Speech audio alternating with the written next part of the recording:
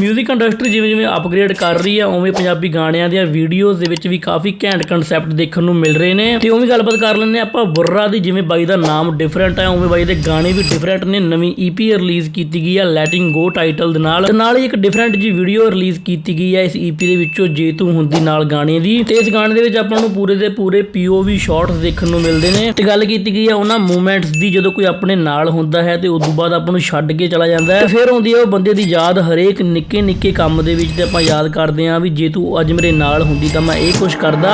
Sunroof ਤੋਂ ਬਾਹਰ ਤੇਰੇ ਉੱਡੇ ਨੇ ਸਿਵਾਲ ਜੇ ਤੂੰ ਹੁੰਦੀ ਮੇਰੇ ਨਾਲ। ਜੇ ਖਲੀਫਾ ਤੇ ਮਨਾਉਂਦੇ ਨਵਾਂ ਸਾਲ ਜੇ ਤੂੰ ਹੁੰਦੀ ਮੇਰੇ ਨਾਲ।